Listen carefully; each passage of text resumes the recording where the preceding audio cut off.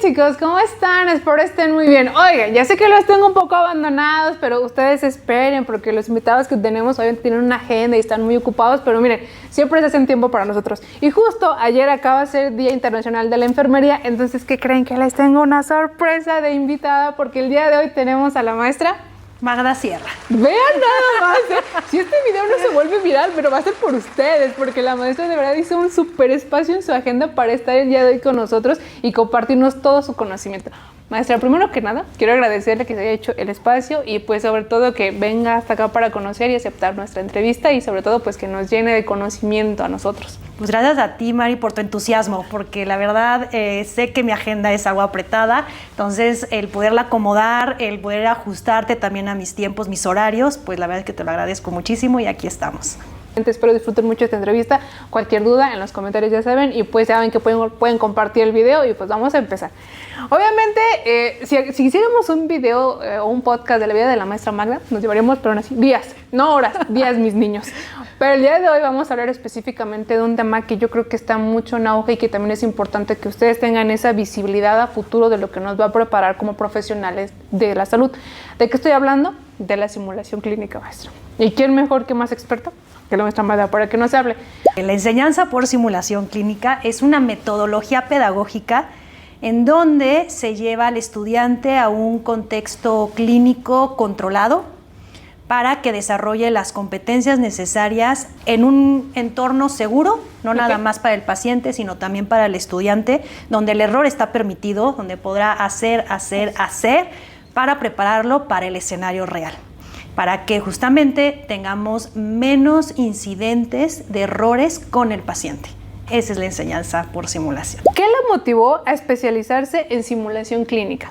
Qué bonita pregunta, Mari, porque siempre dije que si yo me sacaba la lotería, eso lo puedo decir hace como 20 años, que si yo me saco la lotería, aunque nunca la jugué, digo, como algo hipotético. Maestra, hoy compramos uno. Sí, dije, si yo me saco la lotería, voy a poner un centro de simulación.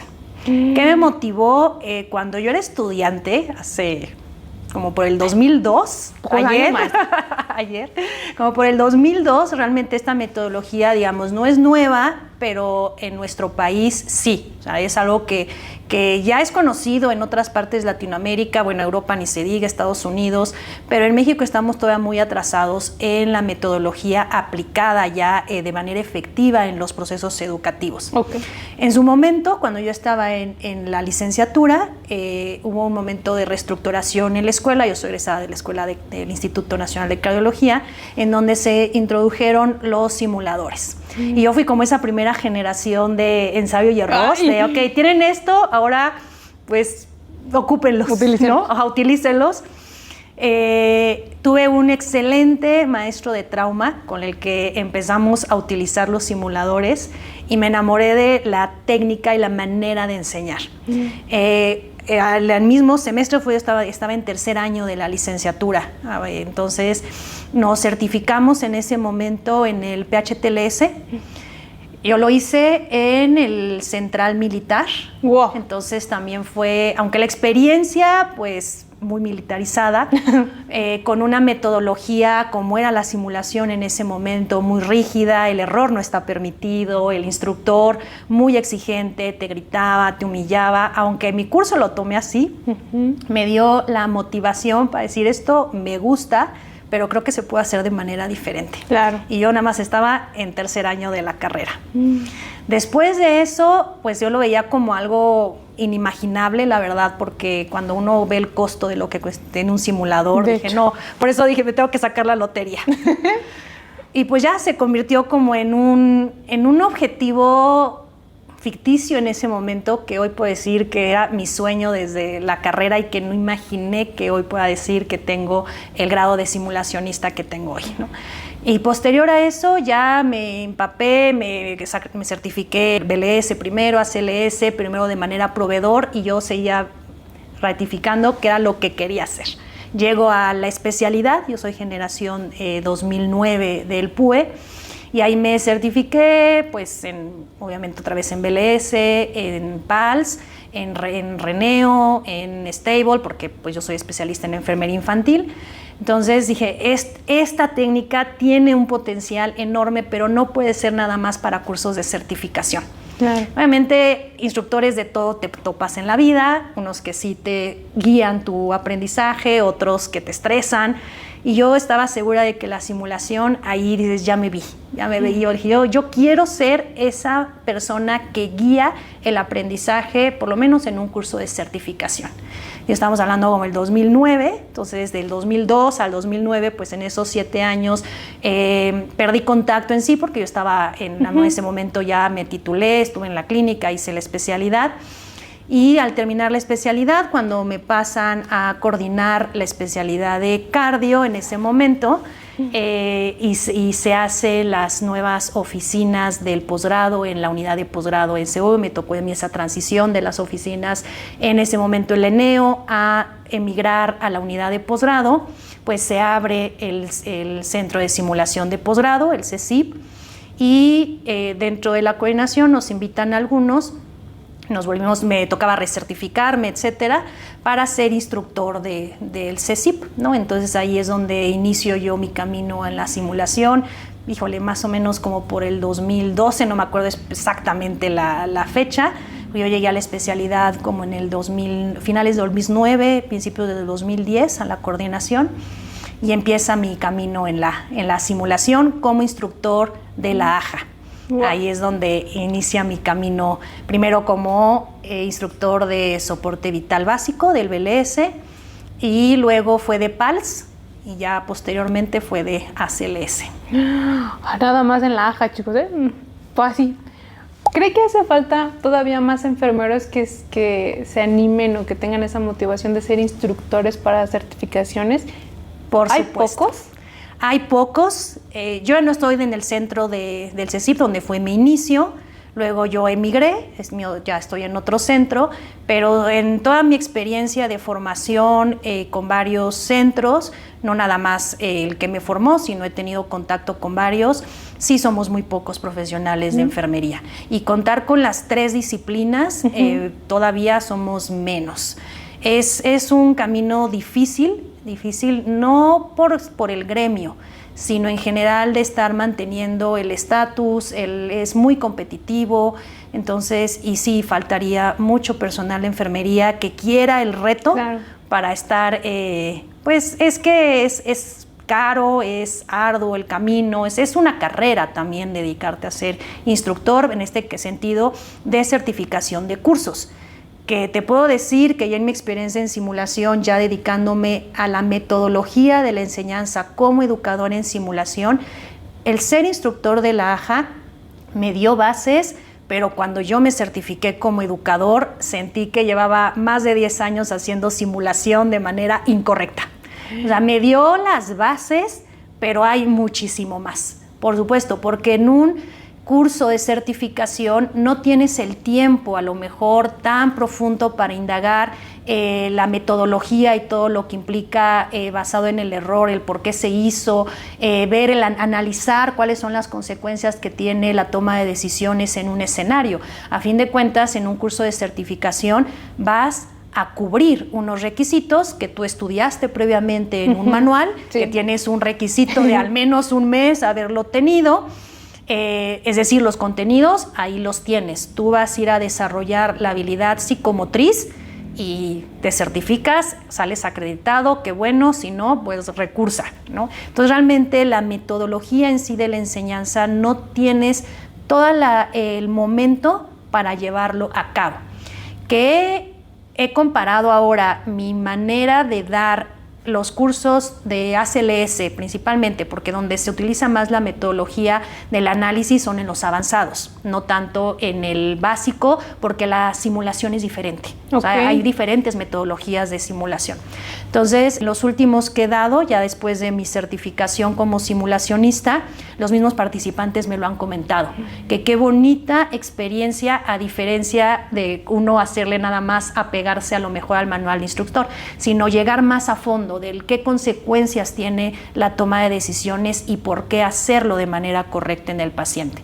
Entonces, cuando uno llega a un aprendizaje reflexivo, es mucho más significativo en el participante. y no nada más de lo haces así porque el manual dice que lo hagas así. Puedo decir que ha habido diferencia en mi manera de inclusive de llevar el curso de la AJA.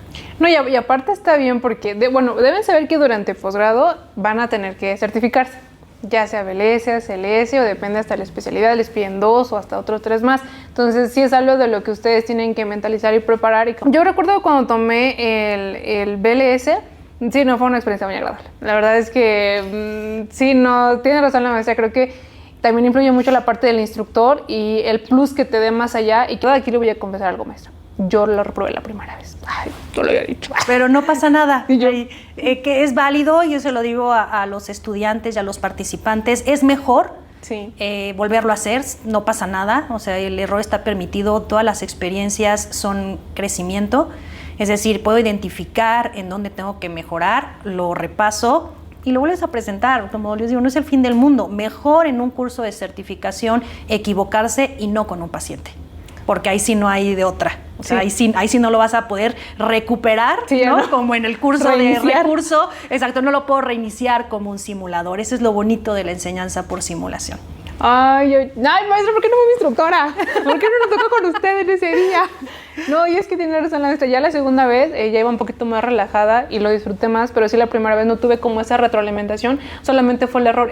Tal vez las compresiones muy rápidas, no muy profundo eso, tal, ok. Y al final fue de, bueno, pero, o sea, ¿cómo lo puedo ya volver a hacer en la segunda vez mejor? O sea, no hubo esa parte de que, no, pues hasta que te vuelvas a inscribir y ya como que chao, ¿no? La segunda vez yo siento que ya lo disfruté, ya iba un poquito más relajada, ya tenía como más el contexto y sí me atreví ahora sí a preguntarle al instructor que cómo veía o una recomendación o sugerencia que tuviera, pero al principio sí era como que yo iba mentalizada, no, me voy a equivocar, lo voy a reprobar, y pues pasó, porque yo estaba como en una crisis total y dije, bueno, ya, no pasa nada, pero tiene razón la maestra, creo que el proceso que lleva un instructor y que la confianza que te dé y el conocimiento que genere, pues eso aumenta el plus a ti como estudiante y 1000 veces, de verdad, que 1, 2, 3 veces, a que estés en el hospital y no sepas absolutamente qué hacer.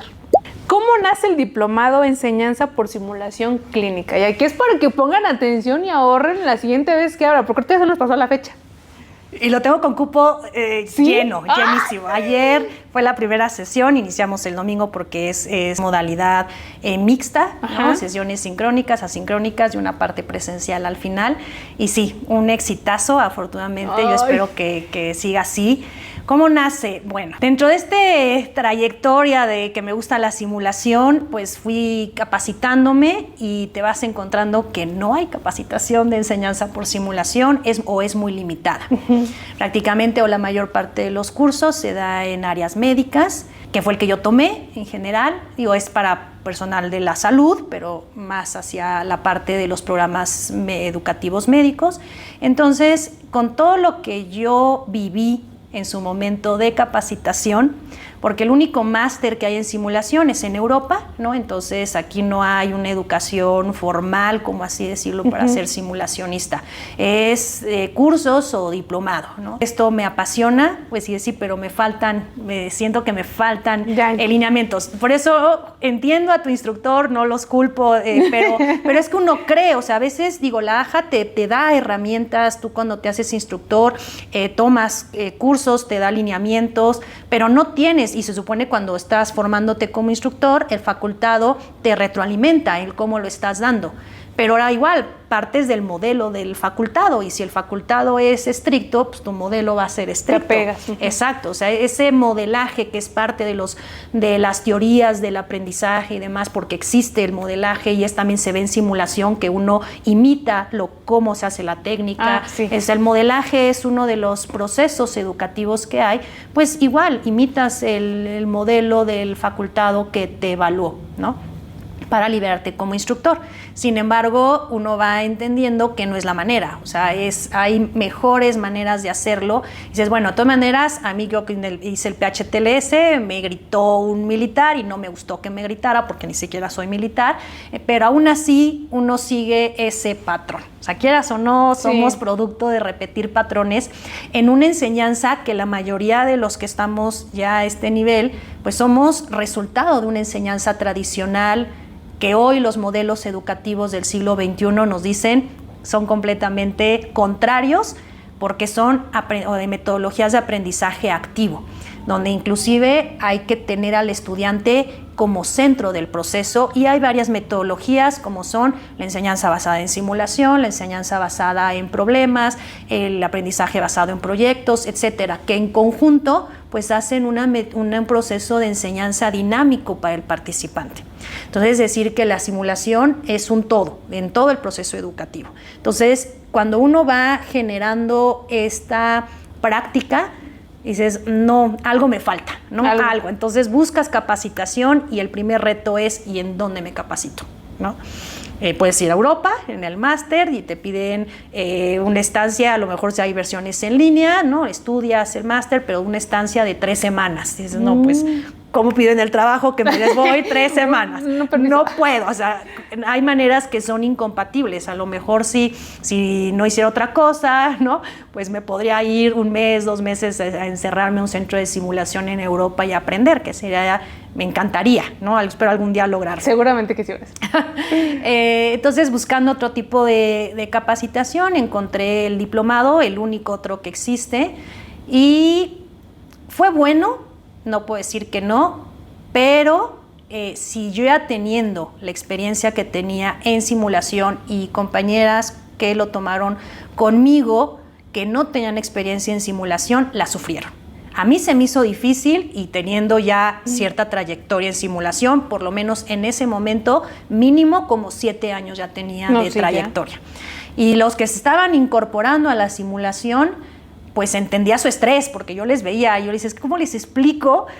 O cómo les apoyo en generar un escenario si implica muchísima metodología pedagógica y clínica y de simulación. O sea, y conjuntar las 3 aristas es un gran reto. Entonces, yo sí disfruté esa capacitación, pero sé que hubo gente que no la disfrutó. De hecho, yo recuerdo que los que éramos en la primera sesión de clase y los que llegamos a la práctica, pues éramos como la mitad del grupo, ¿no? Entonces, eso quiere decir que pues se quedaron en el camino por ciertas dificultades, ¿no? Eso lo que yo puedo percibir como participante, porque yo lo daba, ¿no? Claro. Entonces, cuando ya pues me dedico a la coordinación del centro de simulación de la escuela, pues era uno de los grandes proyectos. Tenemos esa obligación de compartir y formar, ser formador de formadores, ¿no? Entonces, empiezo a estructurar desde mi experiencia qué me hubiera gustado que quien me formó en simulación me hubiera enseñado, o que yo hubiera integrado mejor sin sufrirla tanto, ¿no? Porque alguien me hubiera acompañado, así literalmente en ese, no que nada más me hubieran enseñado o aquí está la lectura, léela y a ver que Dios te bendiga, ¿no?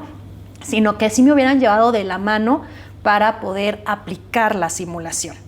Y no nada más por lo que yo viví, sino por lo que mis compañeras de verdad la sufrieron y no lo disfrutaron. Y yo creo que un proceso educativo que no se disfruta y no te transforma, hay algo que mejorarle. Y siempre en un proceso educativo hay algo que puede ser mejor que una versión anterior o algo que tú ya viviste. Entonces me pongo a estructurarlo, hago un paréntesis porque el diseño instruccional con el que está hecho, pues también no fue de la noche a la mañana. Para eso yo previamente estoy capacitada o certificada por estándares de conocer en desarrollo de diseños curriculares y diseños instruccionales.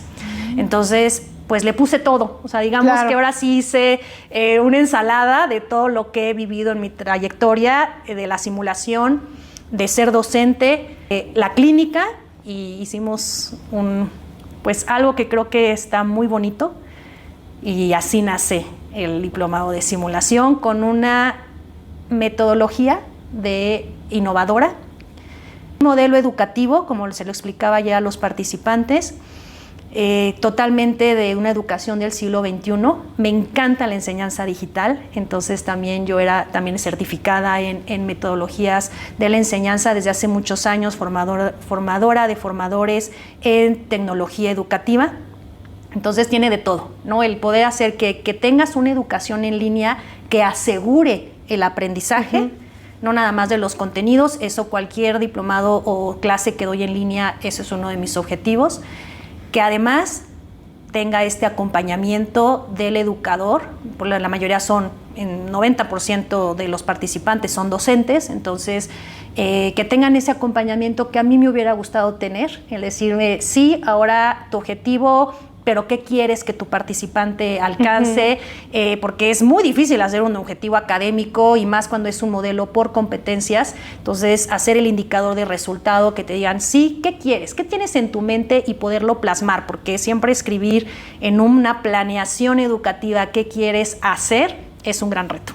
Entonces, a mí me hubiera gustado que me hubieran llevado de la manita. Entonces, así fue como lo desarrollé. Yo digo que en la siguiente generación nos apuntemos, chicos, ya. Yo cuando vi que lanzó el diplomado dije, ¿por qué no coincide con mis horarios? Me hubiera encantado, y le digo por este aspecto porque tiene razón. Creo que cuando somos estudiantes y estamos en una parte de una simulación o algún proceso o alguna tecnología, vemos como ciertas lagunas y hay quien pregunta, oiga, ¿y si no respirara, qué haríamos? Oiga, ¿y si colocamos aquí, maestro, cómo sería la respuesta del paciente? Entonces, también es la apertura, como bien dice la maestra Magda, del instructor, de la respuesta que le va a dar a su estudiante de cuál sería el escenario A o el escenario B, si él elige el 1 o el 2. Entonces, realmente para que yo sea instructor, sí necesito tener experiencia en el hospital para poder llevar a cumplir el objetivo del estudiante si quiero adentrarme a la simulación clínica. Por supuesto. Sí, uno de los perfiles que tiene que tener, bueno, primero voy a separar lo que es instructor en simulación y educador en simulación. Okay. Digo que ya después de certificarme como educador, uno dice, sí, me ayudó a ser instructor. El ser, digamos, las palabras importan. El que instruye es, ya sabes, por la línea, ¿no? No te sigas, este es el lineamiento, esto dice la guía. Obviamente, lo que hace la diferencia, el estar capacitado, es la manera en la que guías esa línea que tiene que seguir para una certificación.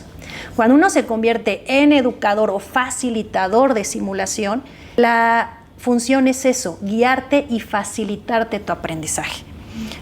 Insisto, el instructor es con un objetivo de cumplir una certificación. La guía te dice ABC y vamos a analizar qué beneficio tiene ser el ABC, ¿no? Y si no lo cumples, pues cuáles serían las consecuencias que tiene en el paciente la toma de decisiones. Claro. Pero cuando uno se convierte en facilitador, es un reto mucho más grande. Es donde sentí que yo había hecho simulación incompleta tantos años de mi vida. Porque poder guiar y facilitar el aprendizaje de un participante en simulación, primero, es una responsabilidad mucho más grande que el ser instructor. Así yo lo veo. Digamos que sí es mi opinión, siendo instructor y siendo educador o facilitador. Para generar o crear un escenario, sí requieres tener mucha experiencia clínica, porque tienes que pensar en el contexto. Y hablamos de escenarios de alta complejidad o de toma de decisiones. Como te decía hace rato, hay diferentes metodologías de hacer simulación. No solamente es simulación de pico o punciono el brazo o le doy compresiones al tórax, porque esas son prácticas deliberadas para el perfeccionamiento de un procedimiento, que en sí es simulación, pero el objetivo es el desarrollar la habilidad psicomotriz. Cierto. Entonces es muy diferente al correr un escenario de complejidad o de alta complejidad o un escenario para la resolución de situaciones en crisis, en donde ya pones un contexto clínico, en donde si haces una intervención, el paciente, en este caso el simulador, tendrá que tener una respuesta. Entonces el que desarrolla el escenario pues tiene que pensar en todas esas vertientes. Los escenarios posibles, ¿no? Exactamente, de si le pone el oxígeno, por ejemplo, pues entonces va a tener que modificar la saturación el simulador, porque el participante, si ya le pusimos oxígeno y no cambia, pues hay algo que ya no me cuadra, ¿no? O si cambia, pero no de manera significativa, entonces que tome la decisión a lo mejor de cambiar un dispositivo o avanzarlo, y todo eso tienes que considerarlo en el desarrollo del escenario. Entonces, uno tiene que tener un docente capacitado en enseñanza por simulación, más la clínica, más, como te digo, la ciencia educativa, para poderlo conjuntar en un escenario. Yo creo que la maestra va a ser muchos pioneros. Yo creo que la maestra se va a encargar de decir, ¿quién te dio clases? La maestra Magda. No, entonces, a ver, tú dinos qué necesitas, qué escenario te montamos. Porque yo lo llevo, por ejemplo, a mi especialidad. Y yo me imaginé, dije, oye, Mari, imagínate un escenario de verdad, o sea, de tu quirófano, todo el proceso que conlleve los actores haciendo del cirujano, del anestesiólogo, y el proceso que lleva del tiempo, porque nosotros somos mucho de tiempo, de preparar mesa, dividir, y que no demores tanto tiempo en hacer el ver una pinza, en acomodar, porque hay cirugías que a veces son de emergencia y de verdad que no te da muchas veces este proceso. Y dije, ahora imagínate cada una de las especialidades con unos simuladores que uno podría decir desde la parte de nefro, de neuro, de cardio, de salud mental. Entonces yo dije, creo que es que hace falta, o sea, de verdad hay mucho campo ahí, poder exprimir y que vean, cada especialidad llega a tener hasta su propia simulación clínica enfocado a los objetivos que requieres de esta especialidad. ¿Cuánto tiempo lleva trabajando con simulación clínica y en qué especialidades? Inicié con el avanzado de cardio, digamos, es que digo que el RCP básico pues sigue siendo cardio, ¿no? Sigue siendo reanimación cardiopulmonar, y el pediátrico avanzado, donde ves problemas pulmonares o respiratorios, de shock y cardíacos, ¿no? Eso realmente fue como lo primero. ¿Por qué? Pues porque mi especialidad es enfermería infantil, ¿no? De ahí me salté con los alumnos de la especialidad, digamos, con los alumnos del posgrado, en hacer simulación mayormente en cardiología pediátrica. Ay, justamente, que es lo que realmente me apasiona, ¿no? Entonces, con ellos armaba escenarios de urgencias cardiopediátricas. Todavía no teníamos el centro. Realmente. También quiero aclarar que la simulación no es el equipo. La enseñanza por simulación es la metodología. Puedes tener un simulador de baja fidelidad y una tableta con una aplicación que te dé signos vitales, y puede ser un excelente escenario donde realmente el estudiante se aprenda. Pero ¿de qué va a depender? De quien guíe la simulación. Claro. Entonces, porque mucha gente cree que no puedo hacer simulación porque no tengo el maniquí de súper alta tecnología. Ajá, el lugar de alto costo y todo. Y no es así.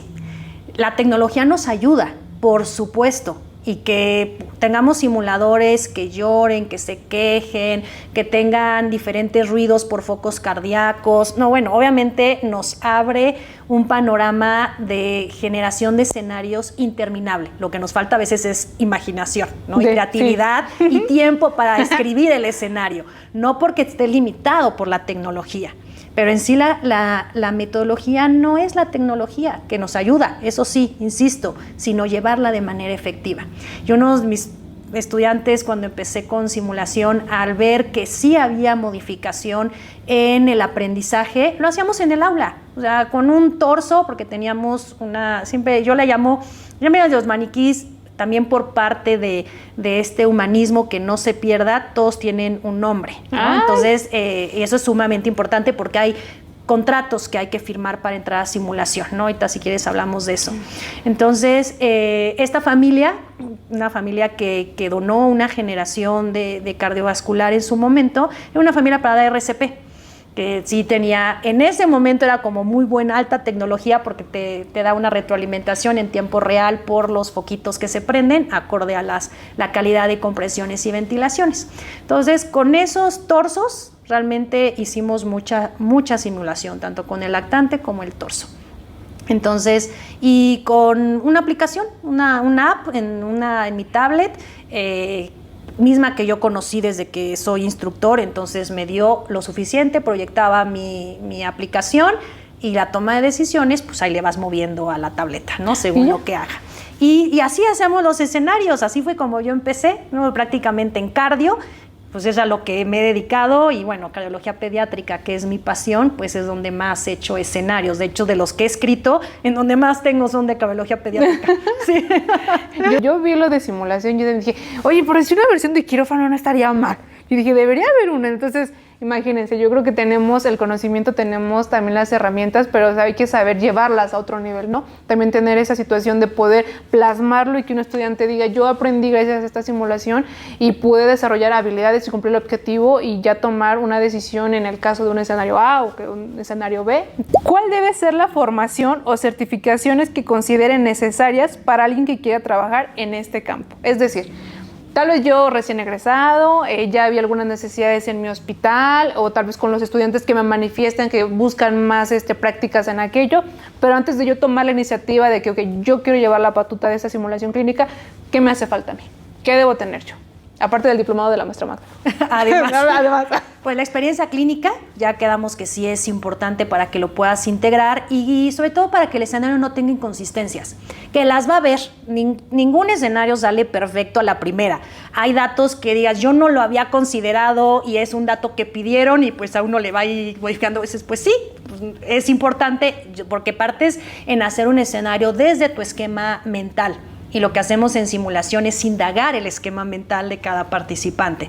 Entonces, después no lo había considerado, que hay metodologías para que, a ver, revísame tú como colega, experto, revísame cómo lo ves, ¿no? Eso está muy bien. Porque no somos todólogos, o sea, cada quien tiene que tener su área de expertise, evidentemente.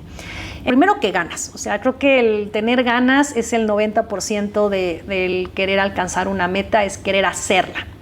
Lo demás, pues tener alguien que te acompañe en el transcurso de decir, tengo una duda, ¿no? De, revísamelo, quiero hacer esto, quiero aplicar este escenario, ¿cómo lo ves?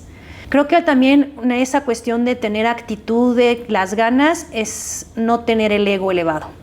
Porque aquí en simulación el ego no cabe, porque el error está permitido. Y si no te permites equivocarte, estás en contra de la metodología. Sí, ¿no? Entonces, que alguien te diga, mira, ok, sí, está bien tu escenario, o ayúdame a entender qué es lo que quieres, o cuál es tu objetivo, no me queda claro. Bueno, es que lo que quiero, o lo que vi de necesidad en mi unidad, con los estudiantes X, ¿no? Con quien sea, vi esta necesidad y quiero esto, ok. Entonces, el poderla compartir con alguien para que quede un buen producto final, creo que es el decir, oye, desde no se entiende y lo volvemos a hacer, a decir, irlo afinando, ¿no? Entonces, eso requiere mucha autodeterminación y no tener el ego elevado. Se vale equivocarse porque a fin de cuentas es una herramienta educativa tan poderosa que si no queda bien estructurada, podemos confundir más a los participantes y que salgan peor de lo que entraron, y eso no puede ser. No. Ahí sí no. Entonces, certificaciones, pues primero empecemos por la capacitación, ¿no? Vale. O sea, primero el conocer, aunque ahora que soy faculty EUSIM, me ha tocado muchos participantes cuando van a certificarse en esta metodología, que llegan sin saber nada de simulación, ¿eh? O sea, llegan, en mi vida he hecho simulación, no sé, pero pues aquí estoy. Exacto, o sea, creo que y lo hacen bien, a fin de cuentas creo que es partir de ese 90% de quiero hacerlo. Sí he comentado en corto con otros facultados que sí la parte metodológica, conocer el bagaje epistemológico, educativo, obviamente ser experto en tu área clínica, esas bases de educación sí son esenciales para que la certificación igual la disfrutes y no llegues tan en blanco, digamos, ¿no? Certificaciones hay muchas, todas son internacionales, todas son válidas, a fin de cuentas certifican el proceso de hacer la simulación, desde un escenario hasta cómo llevas un debriefing, ¿no? El debriefing es el corazón de la simulación y hay metodologías específicas para utilizarlo, para indagar el esquema mental. Entonces, pero no llegar en blanco, porque creo que sí te va a generar mucho estrés. Te lo digo también por experiencia. Si yo teniendo los años que tenía ya haciendo simulación, cuando llegué a la certificación, insisto, pues, sentía que todo lo había hecho mal, ¿no? Que todo lo había hecho equivocada a pesar de la experiencia. Muchos llegan siendo instructores de la AJA, ¿no? Que te da un panorama, pero ya certificarte como simulacionista es que sí es otro nivel. O sea, y uno tiene que llegar a entender eso, que la simulación que haces en cursos de certificación es muy limitada y eres instructor. Que aquí te vas a certificar como educador o facilitador de la simulación y sí tiene sus variantes importantes que hay que considerar en la metodología aplicada. No del libro de, porque leí el artículo, ya me lo sé, sino de cómo guiar a ese participante, porque además cada participante es un esquema mental diferente y cada uno tiene experiencias diferentes y entonces necesitas moldear el ser guía de ese participante individualizado y no generalizado como lo haces en un curso de certificación. Y aparte yo creo que también es como mencionaba hace un momento, no creer que solo tú estás bien, porque va a haber que colegas que son de otros hospitales, de otros estados, y a veces dicen, no, es que en mi hospital no hay esto, ¿no? O no hay aquello, o de hecho implementamos esta hoja. Entonces yo creo que también es el que tengas como la visión de que ya conforme pasa la experiencia y alumnos, digas, por ejemplo, les puedo dar un tip o les puedo dar un consejo. Fíjense que en el hospital tal nos llegaron a comentar que en lugar de tal medicamento se ocupa tal, ¿no? O que solamente se va a encontrar. Pregunta random. Maestra, ¿alguna vez le han dicho, o cuando ha visto un error en simulación, es como más el proceso de que le dice el error, o es como el de, dime en qué te equivocaste? ¿De qué team es? Porque me ha pasado que así me dicen a mí, a ver, piénsale, ¿qué te equivocaste? Por ejemplo, en la mesa, ¿no? Y yo, no, pues yo la veo bien, no, a ver. O es como de, a ver, te voy a decir cuál es tu error para que la próxima vez, no sé, no lo hagas, o lo repases, o lo estudies. Pues ninguna de las dos. Porque lo que estás haciendo es centrarte en el error. Y la enseñanza por simulación no se centra en el error. Vas a indagar, por eso te digo que es la diferencia de ser instructor a ser facilitador. Okay. O sea, sí tiene sus diferencias metodológicas. Cuando uno hace el debriefing o hace un feedback, si quieres, de un procedimiento feedback, pero una metodología que se llama feedback, pausa, reflexión, ¿no? O sea, que es decir, vamos a analizar qué hay en este momento, no es pausa, corrección, que digo, son diferentes metodologías. Yo, si veo que hiciste mal, te corrijo, porque a lo mejor la técnica estuvo mal realizada. Y eso todavía, y lo pongo un poquito entre comillas, pero lo podría dejar para nivel básico de formación. Okay. Cuando estás justamente iniciando en los procesos. Aunque, como te digo, hay que ver la manera, porque mucho del educador es cómo le dices al estudiante que esté equivocado.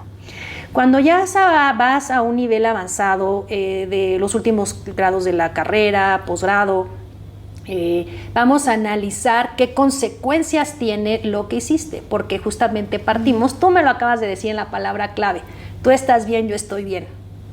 Aquí no hay verdades absolutas. ¿Por qué? Porque mi contexto que yo traigo es muy particular, porque mi hospital se hace así, por los recursos que yo tengo, y el contexto que tiene mi educador o mi compañero es particular a las experiencias que él tiene. Y no son contrarias en decir una es buena y otra es mala, porque entonces estaríamos haciendo una simulación o un debriefing con juicio. Hay con juicio, sin juicio, y lo que debemos llevarlo es al buen juicio. Con juicio es, lo hiciste mal, me centro en el error. Sin juicio es, ni te digo si está bien o mal, todo es maravilloso en la simulación y es los dos extremos, ¿no? Realmente de la enseñanza. Cuando lo llevas a un buen juicio, buscas el equilibrio. Y nos vamos a centrar primero en lo que hiciste bien. O sea, ok, tu ejemplo que me pusiste, yo de preparatoria no sé nada, yo en mi vida, más que de estudiante en la Cruz Roja, pisé un quirófano y de ahí no volví a pisar el quirófano.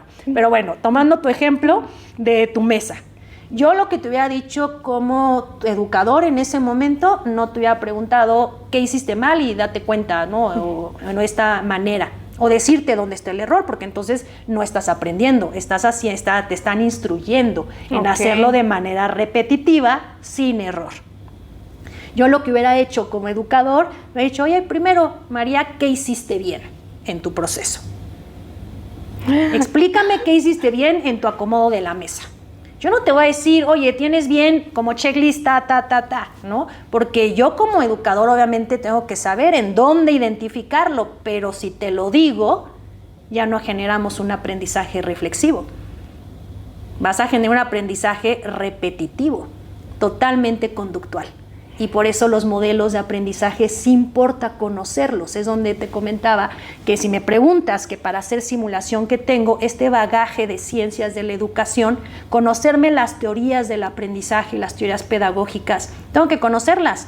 Porque si yo te digo dónde está el error y tienes que hacerlo, es conductual. Ensayo y error. Lo hiciste bien, palomita, 10, lo hiciste mal, tache, ya reprobado, o sea, ¿dónde está literalmente estímulo, premio, ¿no? Premio castigo. Pavlov, conductual totalmente. Modelo educativo del siglo XVIII, o sea. Y imagínense, yo es que lo digo porque como a veces tenemos, en nuestro caso de la especialidad, tenemos estudiantes pues tú quieres enamorar al estudiante de tu especialidad, no explicarle y todo, pero dices, bueno, lo estoy haciendo bien, y lo digo porque estamos en ese proceso de enseñarle al pasante, enseñarle al estudiante, y también ellos, o una de dos, o aprenden contigo porque, lo hiciste muy bien, les gustó, pero como dice la maestra, no sabía que, o sea, que te llevas al patrón repetitivo encaminado sin que te des cuenta porque le estás diciendo que así lo debe ser y que más rápido y que nunca lo olvide, y ya es como que la enfermera me dijo que primero es A, que luego es B y luego es C, y así lo voy haciendo siempre, ¿no? Entonces, cuando queda este proceso de actualización o de, bueno, pero ¿sabes por qué es el A y después el B? No, pero la secuencia es A y B. Entonces, ahí caemos en la situación donde lo estoy haciendo, pero no sabes por qué lo estás haciendo. Es que dije, de la simulación, tenía una oportunidad tremendísima, de verdad, en las especialidades para mejorar. Y ya hasta me di cuenta de mi error de enseñanza. La maestra ya me lo dio nota. Me va a cobrar su diploma. Bueno. Me va a cobrar mi diplomado ahorita en la maestra. Esta técnica que te llama, que iniciamos primero por lo positivo, ¿no? ¿Qué hiciste bien? Se llama plus delta, ¿no? Entonces, ¿qué hiciste bien? Pues la dividí por tiempos, ¿ok? Y luego empiezas a indagar algo que a ti no te está cuadrando de lo que viste o lo que dijo, lo que hizo, pero realmente es preguntarle al participante o al estudiante con una curiosidad genuina, no con afán de juzgarlo, claro, de, oye, me llama la atención, ¿por qué lo acomodaste así? ¿O por qué hiciste esto? Eso se llama argumentación, indagación. Yo considero que esto puede, no sé, contaminar, puede dificultar el proceso de la toma de decisiones al momento de si la técnica cambia o si el paciente se inestabiliza, pero pues, ¿qué pasó por tu mente cuando tú decidiste hacer esto así? Yo no te estoy diciendo está mal. Yo te estoy diciendo, desde mi punto de vista, por experiencia, por mi propio esquema mental, lo que yo vi puede tener ciertas consecuencias. Pero, ¿qué pasó por tu mente? Y cuando indagamos esa decisión de tu mente, no de la mía, es porque yo lo hice por esto, este y este sustento, puede ser correcto, que desde mi esquema mental no lo había analizado así. Puede ser que no sea correcto. Y ahí entonces el educador en simulación es donde tiene el rol esencial, cubrir la brecha de conocimiento. Es decir, ok, yo considero que este concepto, porque lo que está mal hay que corregirlo, obviamente no diciéndole, oye, pues es que estás mal. No, sí. Yo considero que tu punto de vista podría tener consecuencias en la seguridad del paciente por esta evidencia, por siempre la práctica basada en evidencia es lo que nos va a sustentar si lo estamos haciendo bien o no. Pero puede que funcione y que realmente el que hizo la acción reflexione, haga ese análisis de si realmente lo que hizo tiene sustento o no tiene sustento. Yo no te estoy, es donde te conviertes en el guía, en el facilitador. Yo no te estoy diciendo si está bien o mal. Yo te estoy diciendo lo que me da curiosidad, lo que yo vi y que analizo qué consecuencias puede tener en el paciente. Ya tú decides si eso está bien o está mal. Pero esa es parte de esta práctica. Obviamente hay etapas, hay la metodología ahí no termina. Nos tenemos que llevar a las consecuencias, al escenario real, a la aplicabilidad de que si eso que hiciste, ¿qué consecuencias tendría en el escenario real? Porque recordemos que la simulación no es igual a realidad, es lo más similar posible a la realidad. Por eso también mucha gente no cree en la simulación, pues es que en el escenario real no es así. Pues no es así, pero hay cosas que sí van a tener consecuencia igual que en el paciente. Y vamos a aplicar eso que hiciste, eso que se determinó, qué consecuencias tendría ya a futuro, ¿no? Digamos que es algo como hipotético, sí, pero que sí puede tener consecuencias si tú lo dejas así o lo haces de esa manera, qué resultado podría tener el paciente. Y eso es lo que genera el aprendizaje, no el que yo te diga, sí, bien, ¿no? Con un checklist. Exactamente, como decir, como un checklist. Ay, ya vamos aprendiendo, chicos, porque esto es ustedes y yo, ya vamos aprendiendo esa brecha diferencial, porque yo decía, yo creo que agradezco mucho a los enfermeros o enfermeras que sin ser docentes, en la práctica te llevan el escenario, como menciona la maestra. A ver, ok, ya tomaste esta decisión, ¿de acuerdo? ¿No? Vas a utilizar este medicamento, ya. Imagínate si te hubieras equivocado, ¿cuál sería el escenario que tendrías ahora o cuál sería esa reacción? Y es cuando el alumnado dice, bueno, es que sí es cierto, o sea, sí tiene una importancia y no solamente lo la indicación y lo coloco y ya, ¿no? O sea, también tienes que hacer esa valorización y la persona cómo está reflejando desde la frecuencia cardíaca, la TA, la oxigenación, todo lo que conlleva. Y creo que es ese plus donde todavía nos falta como tener esa noción de lo que mencionaba, de que, ok, parecido, no realidad, parecido a lo que vas a ver y el día que lo veas puedas tomar esa decisión porque yo lo había visto antes y sí tienes razón, sí tengo que tomarlo en cuenta y tal vez no esperar a que alguien te haga de ver o te haga, como dice la maestra, en algún momento, o sea, te hagan sentir mal o te estén diciendo, no, estás mal, ¿no? O sea, no lo sabes. Y si eso, el alumno, no, te quita como que la seguridad. Lo digo porque me pasó por experiencia, ¿no? O sea, te limita y dices, pues creo que entonces ya mejor, pues no muevo, no hago hasta que me digan o que me inviten a participar. ¿Cómo diseña un escenario de simulación clínica efectivo? Ay, qué buena pregunta. Ya te dije, es muy difícil. Efectivo a la primera nunca sale. O sea, aquí es cuestión de ensayo y error, aplicarlo en sí idóneamente, todo un escenario antes de llevarlo a los estudiantes, habría que pilotearlo. Como le digo, empezando por, una vez que ya lo escribiste, que alguien, un colega, alguien experto, te diga, pues, ¿qué opina? ¿No? Y así se entiende, el objetivo es correcto, los datos clínicos concuerdan con el contexto.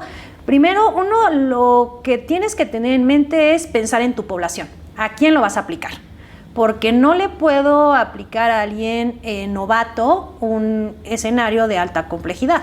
Y a alguien que ya es experto no le puedo aplicar, viceversa, un escenario tan sencillo, ¿y esto qué? O sea, que sienta que perdió el tiempo, ¿no? Entonces, ese es uno de los gran retos. El gran reto es pensar en tu población, qué perfil tienen, para poder ajustar el objetivo de aprendizaje a qué quieres que alcance ese participante una vez terminada la experiencia de simulación. Esta metodología es dentro de las metodologías activas, como ya lo mencioné, de los modelos de aprendizaje por competencias. Entonces tengo que estipular qué conocimientos tiene que tener el participante antes de entrar a simulación. Y Digman nos estipula, todos los que no estamos certificados bajo los criterios europeos, un esquema que creo que lo tenemos todos bien tatuado, en donde digamos que es un óvalo y tiene diferentes partes. Entonces, lo primero que te marca es una parte teórica, esos conocimientos previos que tiene que tener el participante antes de entrar a la experiencia por simulación, porque en el escenario o en la simulación no se dan clases. Eso es lo primero. Y es otro de los motivos por los que a veces se hace mal la enseñanza por simulación. Vengo a enseñarles con el maniquí, no para nada. Hay una parte teórica que es previo a la simulación, clase, un artículo que leer, un video que revisar, X. O sea, algo que sea parte teórico acerca del tema. Puedo en todo caso, y hay diferentes etapas de la simulación. En la inicial, eso es el pre, ¿no? En el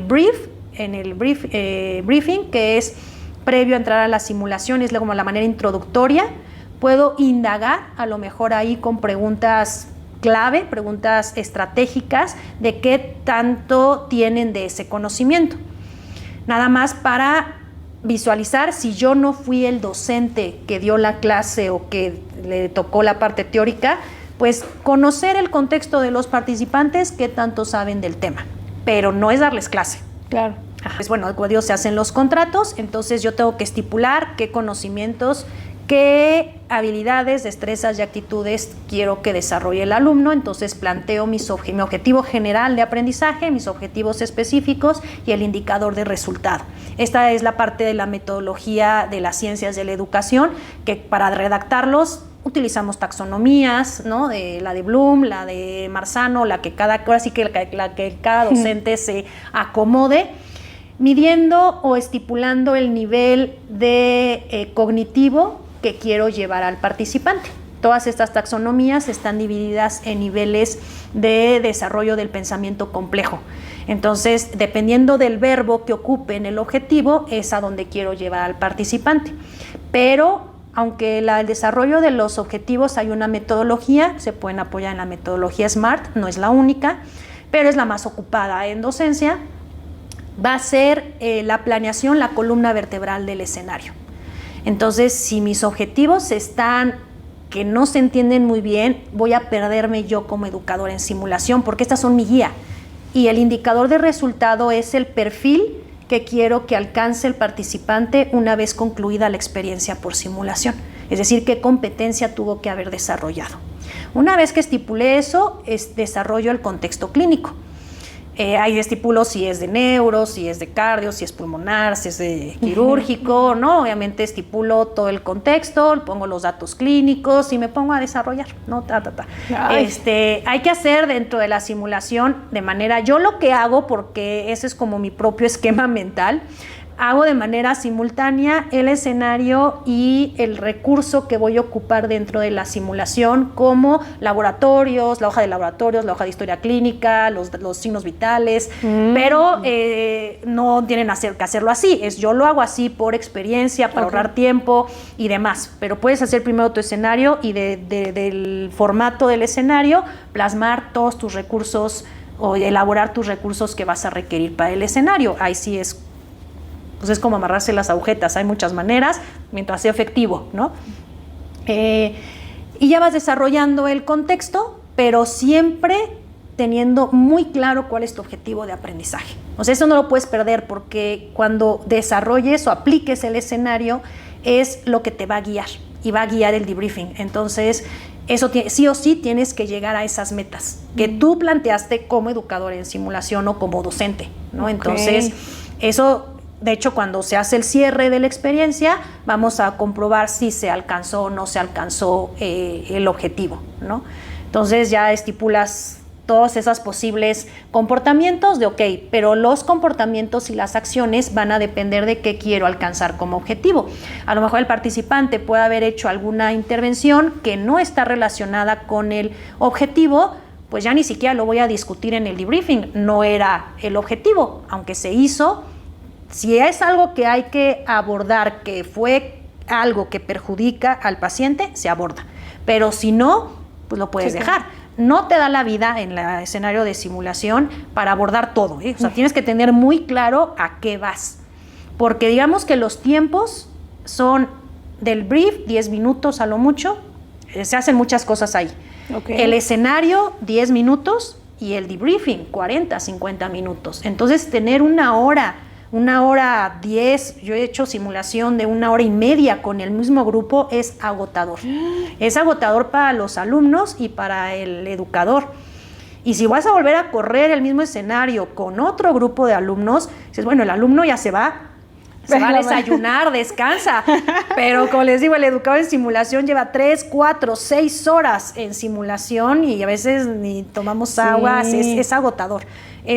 Mentalmente y físicamente es mucho más cansado estar en simulación que dar 1 hora de clase, por ejemplo. He pensado de esa manera y tienes razón, porque imagínense cuántos grupos no van de que sigue el 1300 tanto, el 1400 tanto, y tal vez ahora, bueno, ya nos estamos en ese escenario, vámonos a otro, ¿no? Y vamos otra vez con el repechaje, y obviamente cada alumno tiene una experiencia diferente porque posiblemente o ya trabajan en el hospital o vienen de tal instituto, entonces puede ser como la pregunta en ese momento. ¿Y qué sucede en el caso de que no pasa así o qué pasa así? Y ahí es donde la maestra va, a ver, ahorita aterrizamos la idea. ¿Qué importancia tiene la integración del equipo multidisciplinario en los simuladores? Mi sueño. La enseñanza interprofesional, no le quito el dedo al renglón, eso es esencial.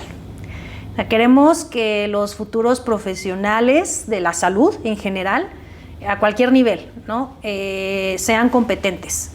Que hablo de competentes que sepan resolver problemas en un mundo diverso, cambiante, a una velocidad, porque es lo que caracteriza a la sociedad del conocimiento, que es el siglo XXI, y de manera efectiva, ¿no?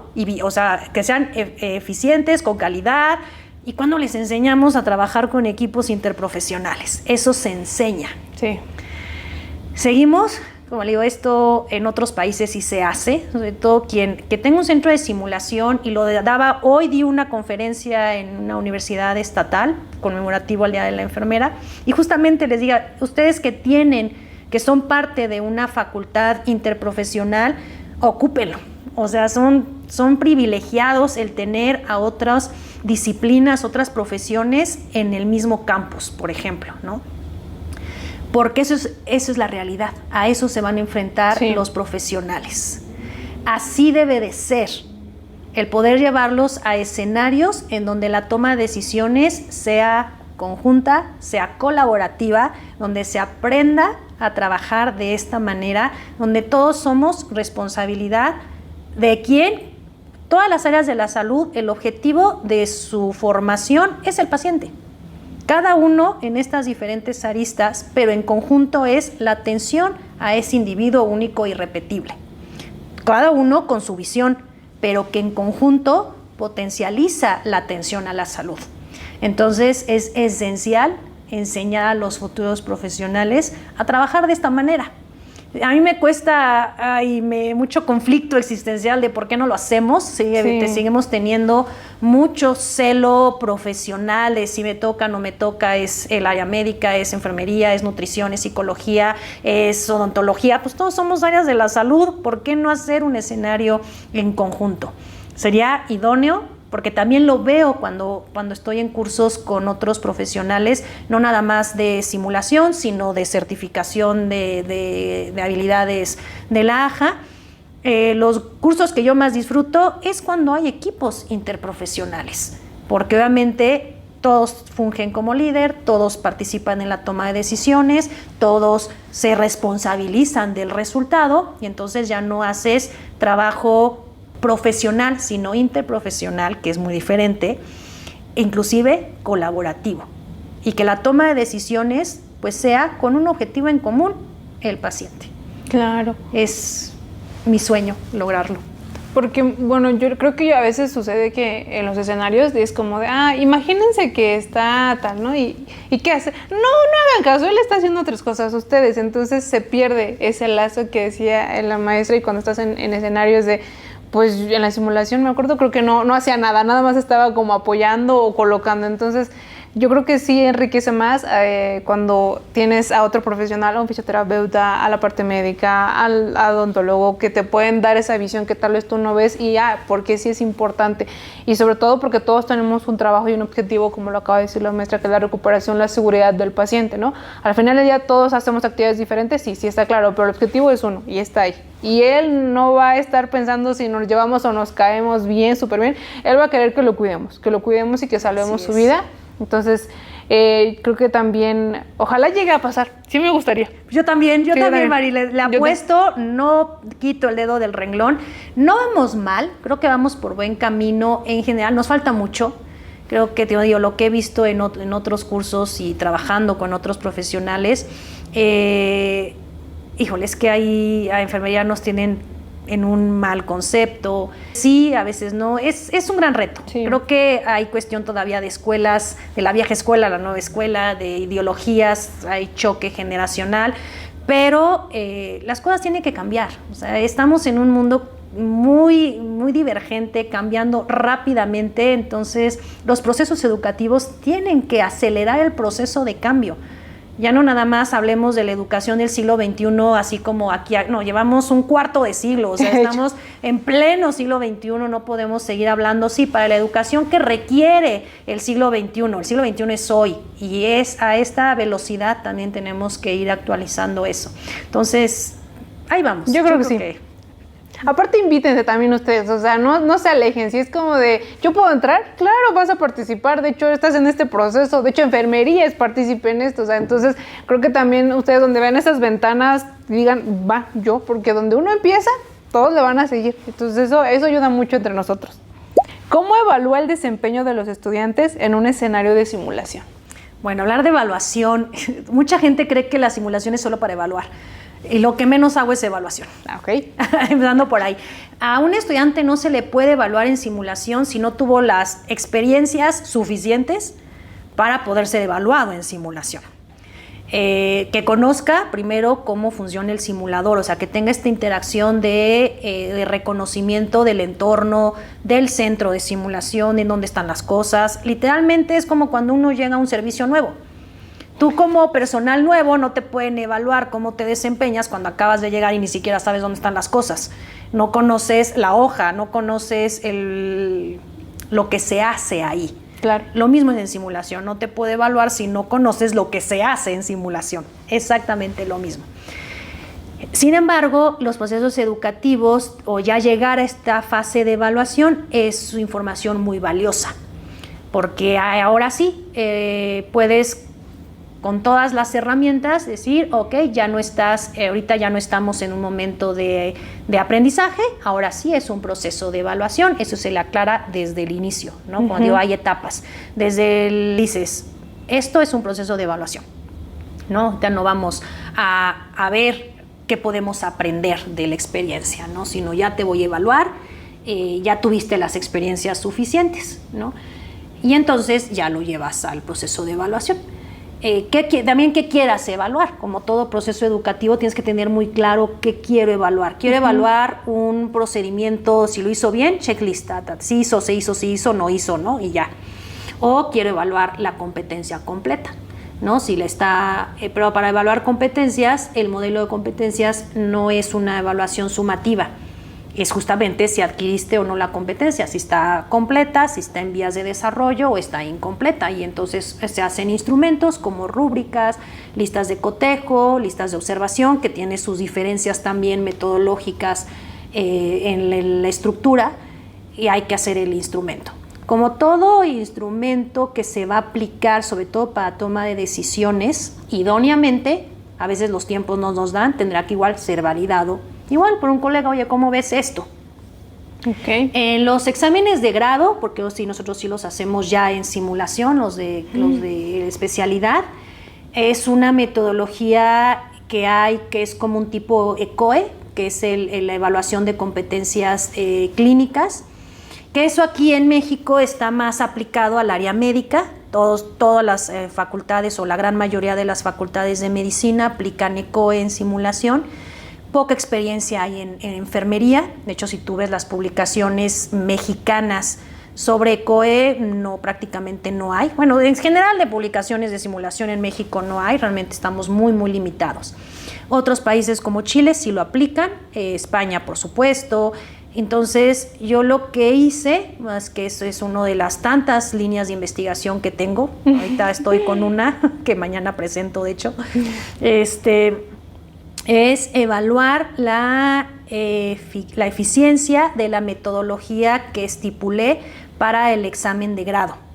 Es simulación, se llama simulación híbrida, donde es un paciente, aquí es paciente estandarizado, que es una persona, ¿no?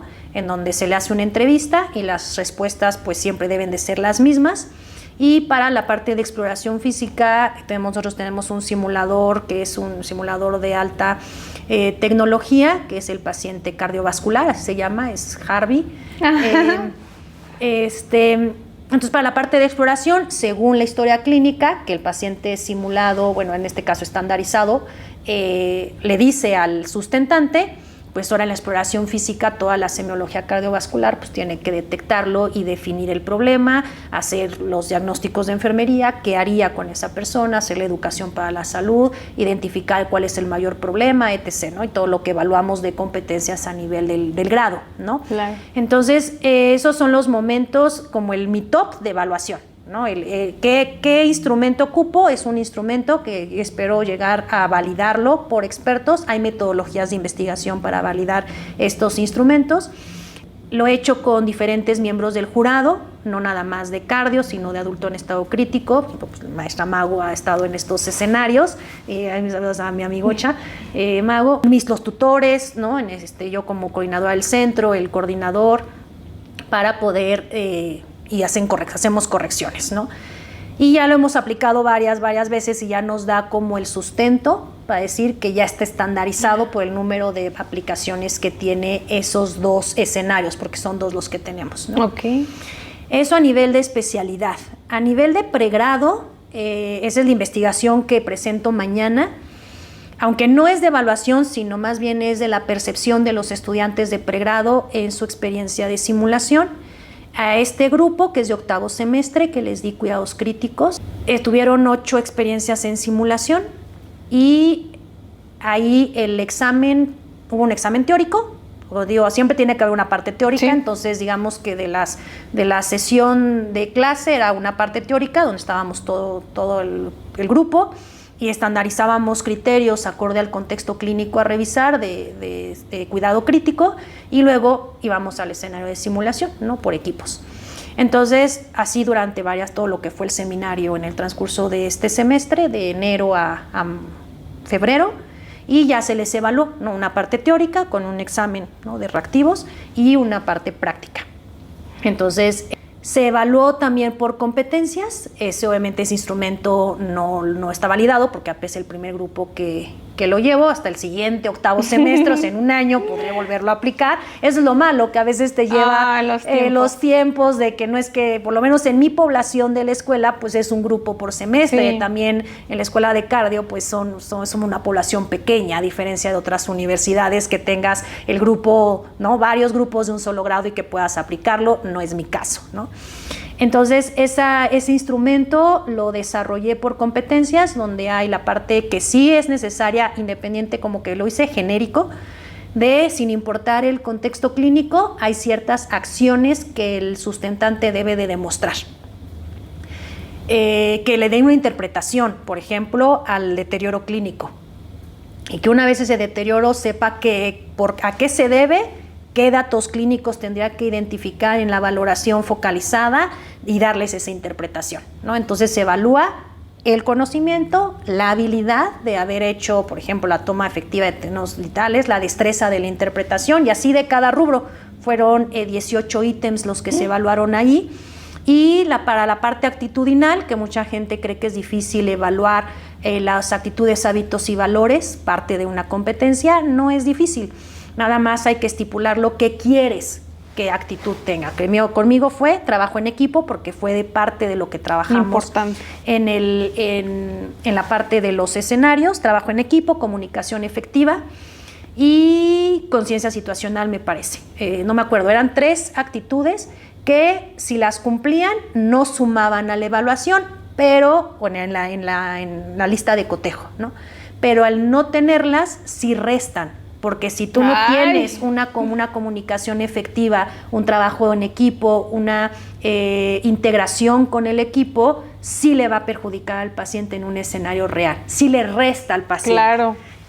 Sí le va a sumar en la toma de decisiones y que le va a ir bien, en este caso al alumno le va a ir bien, pero cuando tú no cumples esas actitudes, pues el que las va a pagar es el paciente, no el profesional, a fin de cuentas. El resultado lo vamos a ver en el paciente. Entonces, creo que fue un instrumento que funcionó para lo que quería evaluar. Habrá que analizarlo, habrá que validarlo, ojalá pueda llegar a eso, para no nada más este tipo de escenarios, sino para aplicarlo en general. Yo creo que tengo varias, todavía aquí en adelante, muchos otros escenarios, no nada más con pregrado, sino con posgrado. Creo que ese instrumento queda bastante aplicable a cualquier contexto y pues ya será otra de mis tantas líneas de investigación, el poder validarlo y poderlo publicar, y si a alguien le sirve, pues adelante, ¿no? Totalmente de acuerdo. Yo creo que eso es importante. De hecho, tuve unas prácticas en de pregrado donde teníamos que hacer la simulación de enfermera instrumentista, enfermera circulante.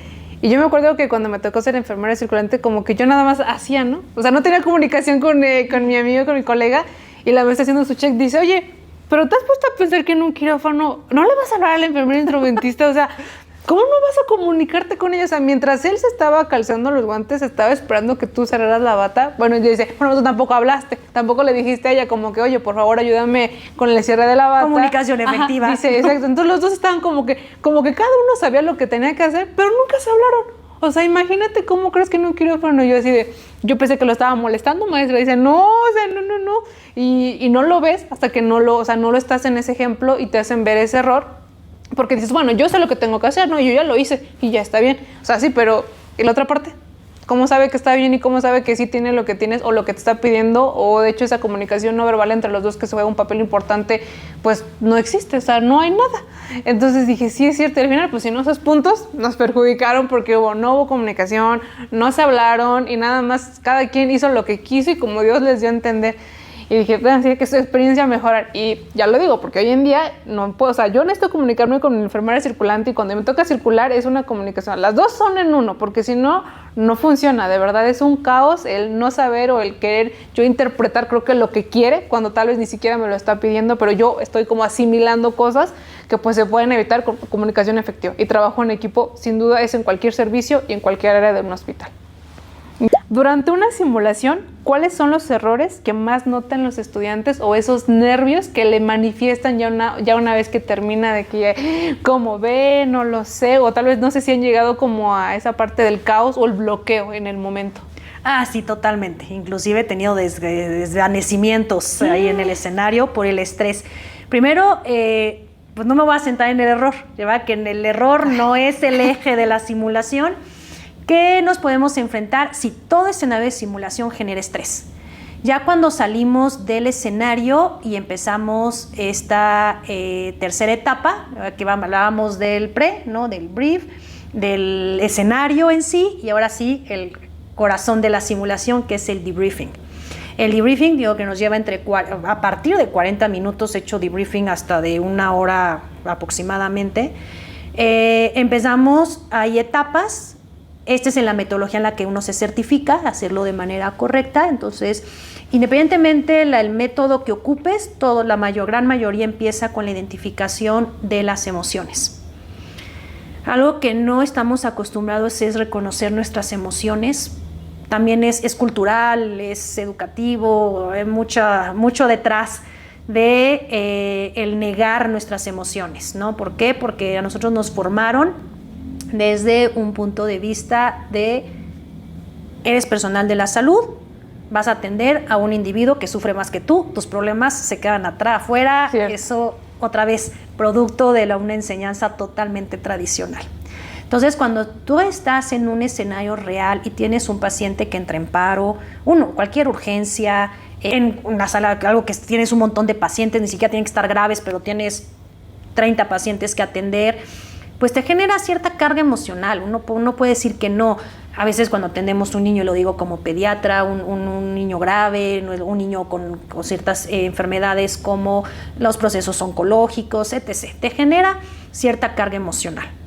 Entonces, el hacer, y esto te bloquea si tú no lo manejas, si no lo identificas. Entonces, en el debriefing empezamos con identificar las emociones, validarlas, porque es entendible que en un escenario de simulación, independientemente del contexto de la situación que se haya planteado académicamente, genera cierta carga emocional. Tú me lo acabas de contar, ¿no? Te invitaron a una experiencia que no sabías ni qué, que la sufriste por la cantidad del estrés, la confusión, sí.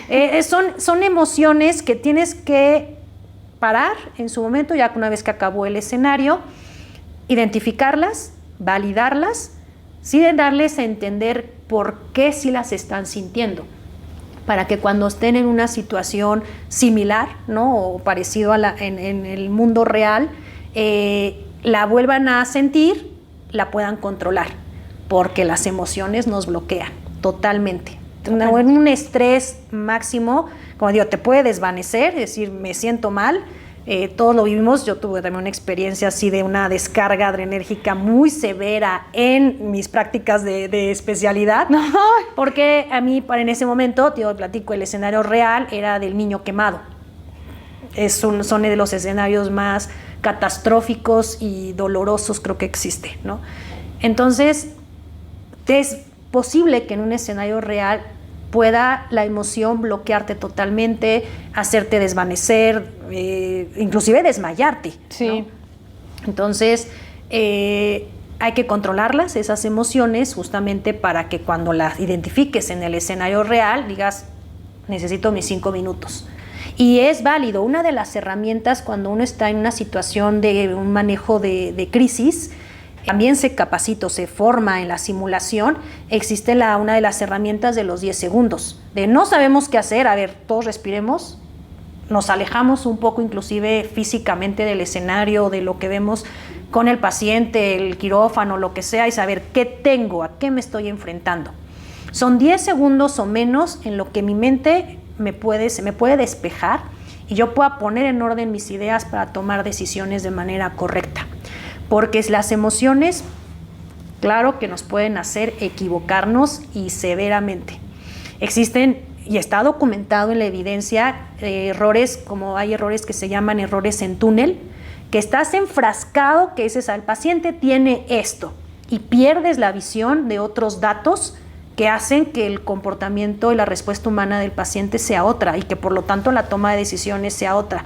Pero estás enfrascada, es que es esto, y pierdas visión, por esa visión en túnel. Entonces, darte un respiro, hablar, ¿no?, con tu equipo, decir, a ver, ¿qué tenemos? ¿Qué hacemos? ¿Qué hemos hecho? ¿Qué nos falta? A veces como responsable del paciente, ¿no? Tú como enfermero o enfermera responsable, a veces es alguien que te diga, ¿qué necesitas? Porque nada más te veo correr, ¿no?, como pollo sin cabeza a veces, o dando vueltas y no sé ni para dónde. Decirle, a ver, respira, ¿no? Yo como tu compañero, respira. ¿Qué necesitas? Estás a hacer este checklist. Mi paciente empezó así, y poder poner en orden las ideas para poder actuar de manera correcta. En un escenario sí, y está documentado que la mayor parte de los errores en la seguridad o que altera la seguridad del paciente son emocionales en el personal, falta de comunicación, trabajo en equipo no efectivo y falta de destreza psicomotriz en los procedimientos. Y del último lugar está la parte del sistema o la gestión, o sea, la parte administrativa, que también hay errores, ¿no? Si no está más en las habilidades transversales o competencias, no me gusta decirles técnicas porque es más difícil desarrollar una habilidad de trabajo en equipo, comunicación efectiva, que una habilidad técnica. Por eso a mí eso de habilidades no técnicas no me gusta, prefiero habilidades transversales, que son esenciales en el ejercicio profesional y que nadie te enseña más que en la simulación, y por eso sí hay que trabajarlas. Entonces, si tú me dices, ¿qué errores veo en los alumnos? Bueno, te digo, no me siento yo en el error. Siempre, cada vez que desarrollo un escenario, completando también la pregunta de qué desarrollo, qué es importante para mí desarrollar en el escenario. El tercer objetivo o cuarto, porque hay que estipular qué quiero, son estas habilidades o estas competencias transversales: trabajo en equipo, comunicación efectiva y conciencia situacional. O sea, para mí estas tres, que hay más, pero estos tres competencias desarrolladas en los estudiantes les va a hacer, ¿no?, cuando los llevas al debriefing, analizar qué hicieron, por qué lo hicieron, primero qué hicieron bien, ¿no?, y qué harían diferente. Esa es la diferencia entre el plus delta y no centrarme en el error, es qué haría diferente para obtener resultados diferentes.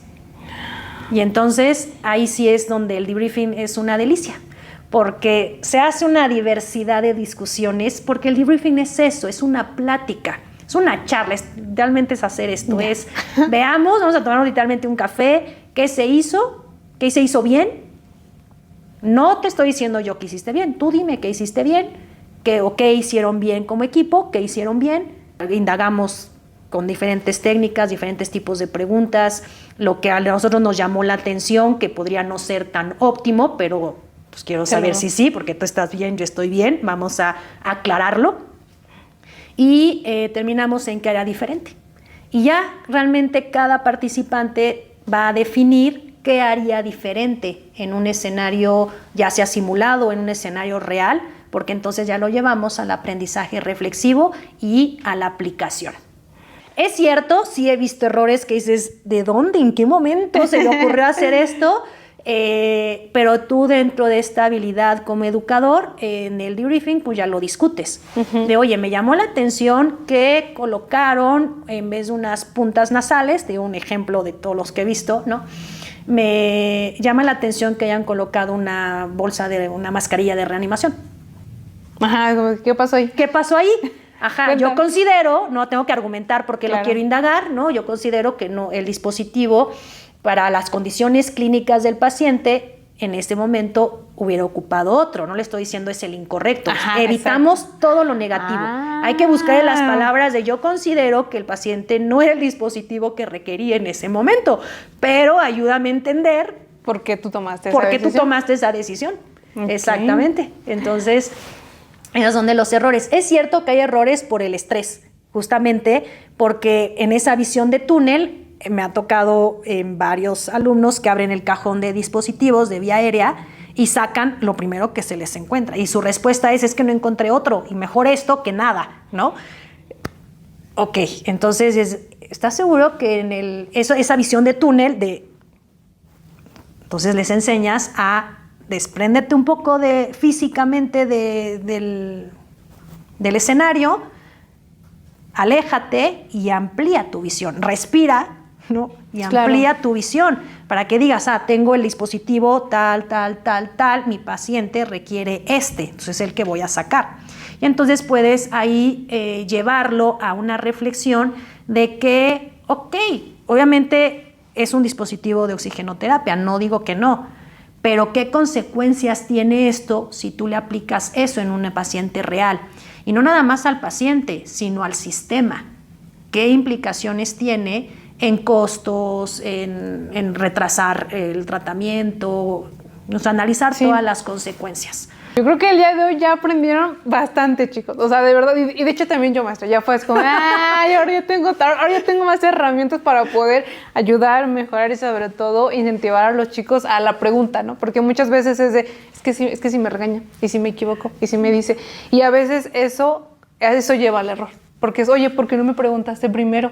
¿Por qué no me dijiste que tenías duda, no? Y a veces el alumno es que, no sé, la preferí 1000 veces, no sé, no me dio la confianza, yo lo creí necesario y no vamos a ese replanteamiento de, imagínate, ahorita se pudo controlar, ¿qué hubiera sido si no se hubiera podido controlar? O sea, hubiera sido una situación muchísimo más grave y una consecuencia totalmente perjudicial para el paciente.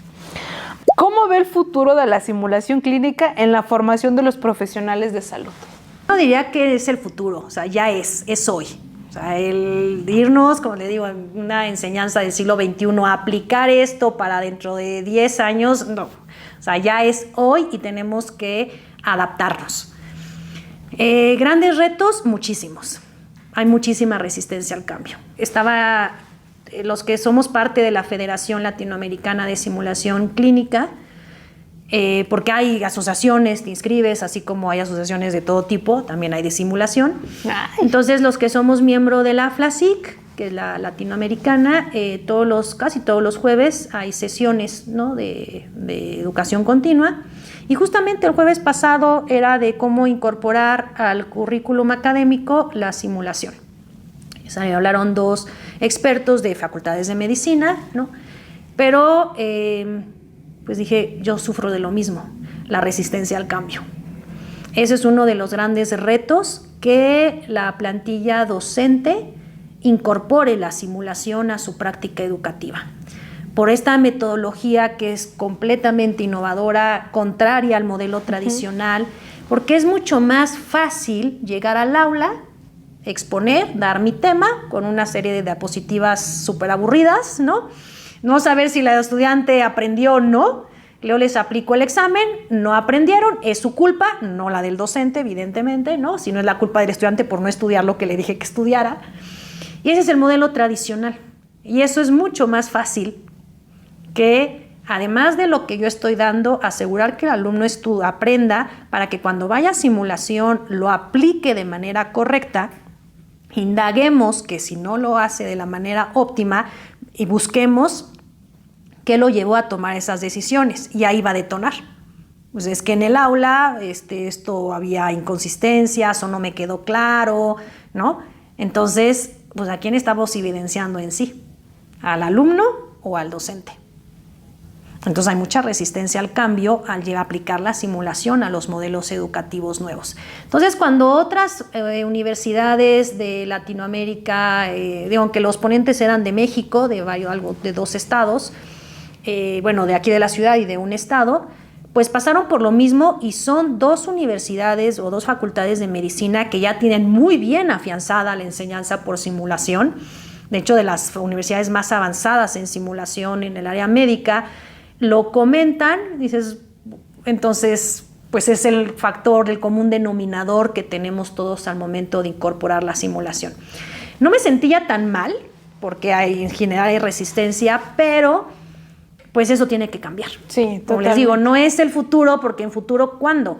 Como en este mundo tan rápido que está cambiando, Como les digo, ya estamos en el año 25, a un cuarto del siglo. Entonces, ¿que me voy a esperar 10 años más?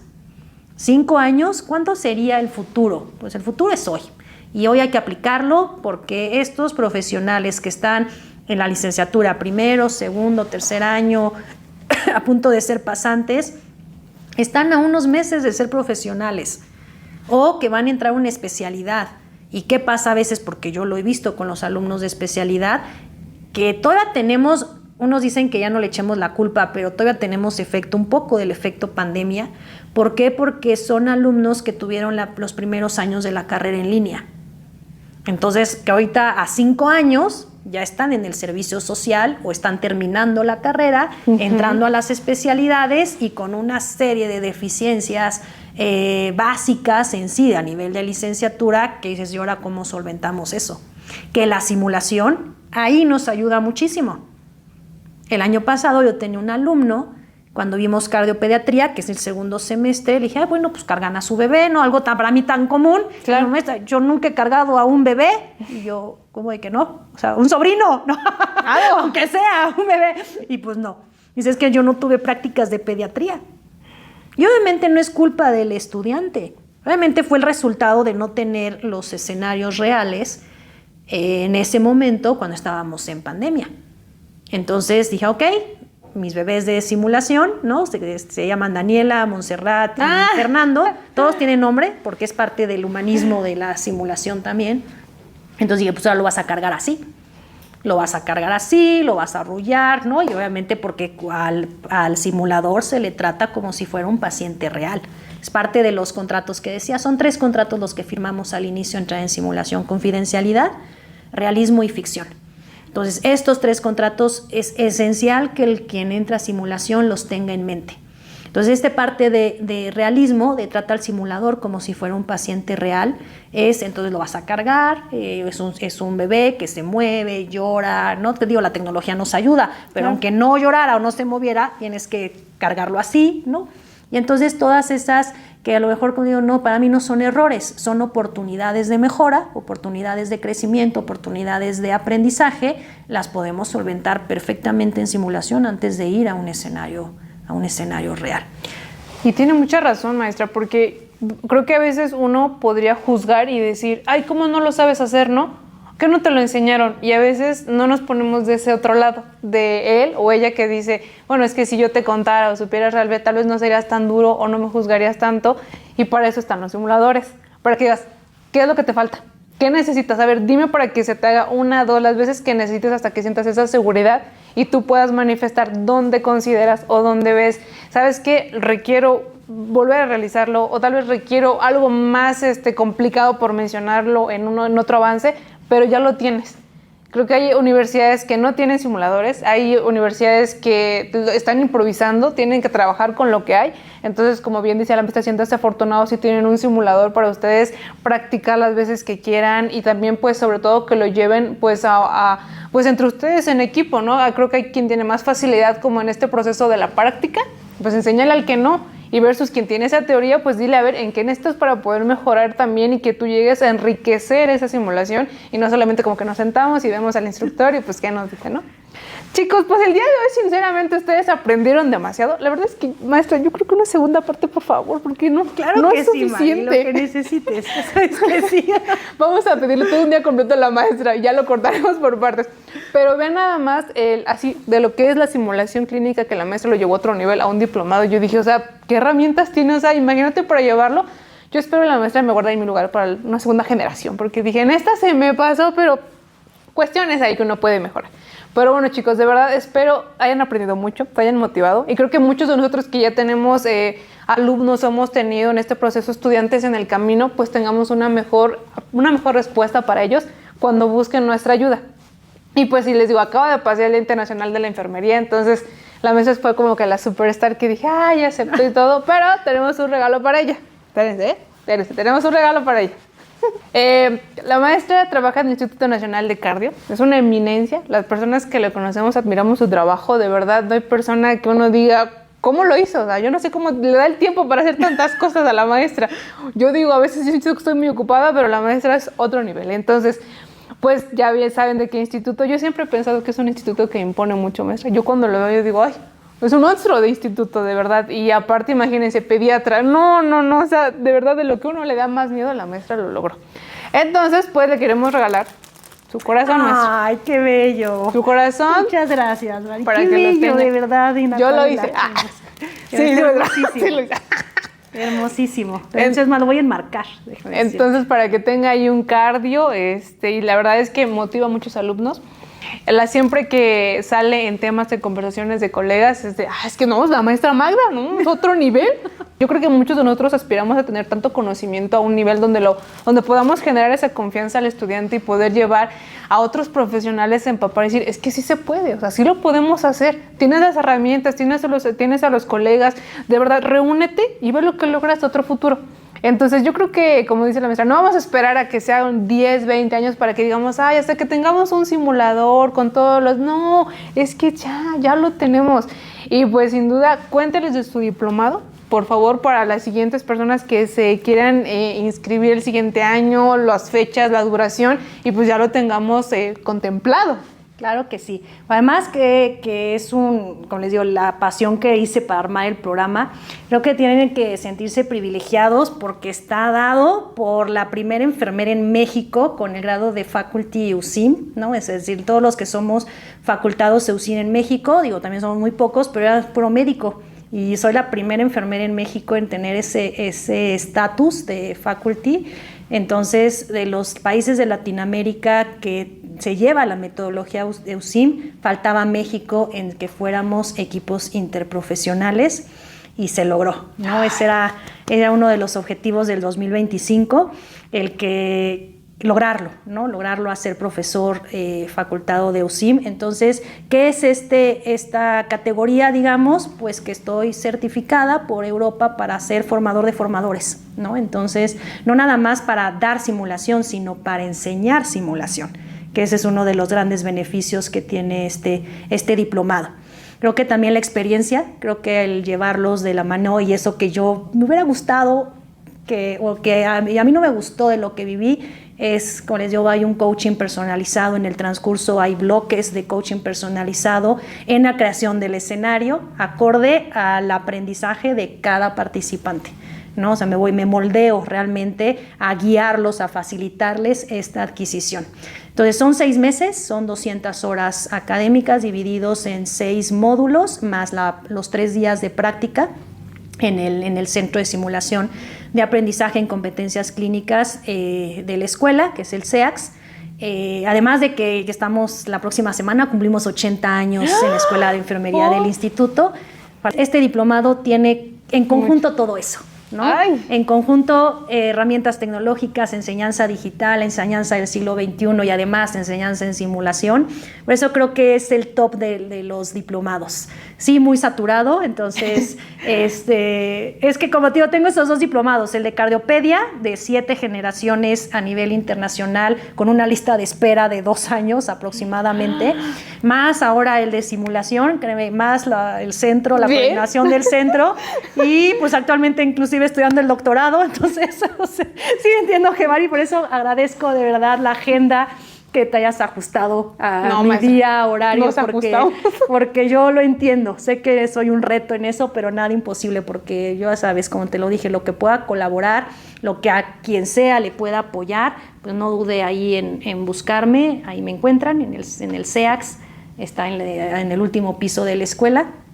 Entonces, pues sí, este diplomado muy bien, maestra. Tiene mucho potencial y yo espero que para la siguiente generación igual se nos súper llene.